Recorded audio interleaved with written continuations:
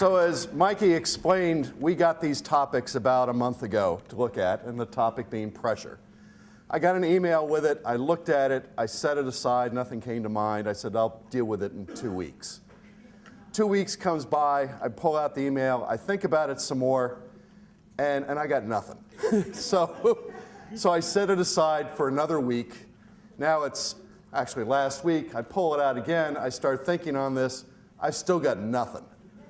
Now, Mike is here now thinking, this is going to be a long 5 minutes, right? So I began to analyze, why do I have no stories about this? And I do have some stories, but they tend to be dull, or they're stories that I would never put on YouTube and out for public consumption.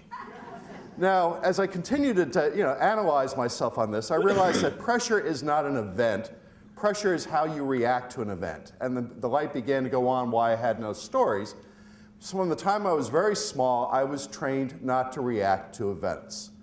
That to keep a very clear head, clear mind, so you don't feel the pressure. And this has served me very well over a long life, and it has only failed me once.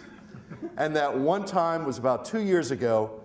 My wife and I went on a trip up the Amazon, where we got on in a remote town in Peru and onto a riverboat and started heading upstream. Now, these riverboats are odd kind of things. They're flat-bottom boats.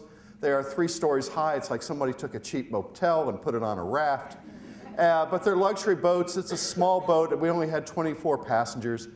And as you go upstream, they would have skiffs they towed behind, and every day you would go out for excursions on the skiffs.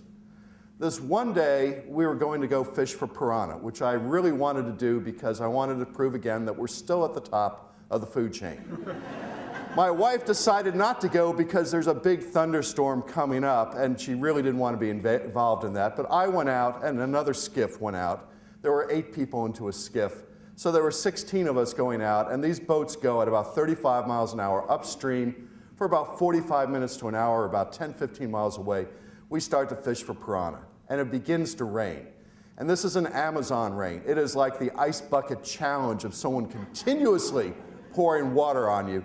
And we are totally drenched. Well, I'm totally drenched because the rest of them are wearing cheap ponchos. I choose not to wear a poncho because I pictured myself tougher than that. So after a while, about an hour of fishing, our boat decides to go back. The other boat's going to follow us in a few minutes, and we head back. I am now drenched wet, I mean just soaked. And as we're going back, 35-mile-an-hour wind, I look up. I've got, by the way, a poncho in my pack. I'm not wearing it because the guides aren't wearing them. And if they're not wearing them, I'm not going to wear them. We head back, and it is cold. I am sucking every bit of heat I can out of that life preserver we're wearing.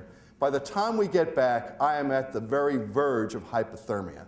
And if you've ever been there, you know that right when you're at the edge, you can control it just barely. And if you slip over the edge, you're not coming back. You've got to shake something bad. But this whole time looking very calm because I don't react. We get off the boat, we come in, and I'm just totally frozen. All I'm thinking of is I got to hit the showers. So we come in, and because it's a small boat, there's 2 levels, we come in, and I know where my room is. It's the first one to the right. And the doors aren't locked, and we come in because there's only 24 of us on the boat.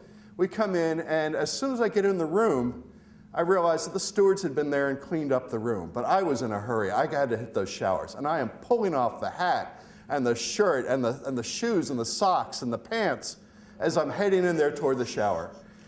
I get into the shower, I turn it on the hot water, I am standing there, I'm starting to feel good, and I go and reach for my soap, and I thought, rats, they cleaned up my soap too. And I open the door, look out to get my soap, and realize they cleaned up the entire bathroom. In fact, they brought me whole new gear. That's not my stuff.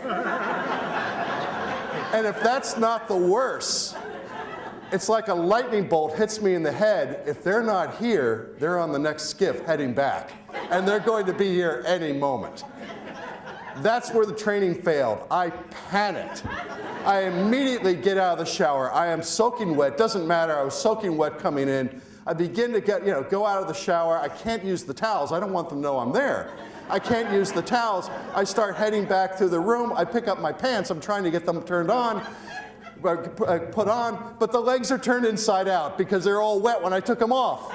And I turn the legs inside out, and I still can't get them on because they're stuck to me. And I get the pants on, and I get the shirt on, and I begin to head up.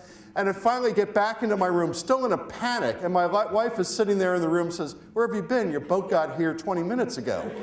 And I explain the situation to her. She's laughing so hard she falls off the bed. I swear her to secrecy, and 20 minutes later, I'm finding that she told the 2 film directors that were there, who told the others, who probably told all the others, but what do I care? I'm never going to see them again, and it's not on YouTube. Now, up to this point, you think this story is all about the trip on the Amazon. It isn't. What the story is about is when it's 9:05, Mikey calls you up here, and you got nothing. You know that you do what you got to do. You tell the untellable story.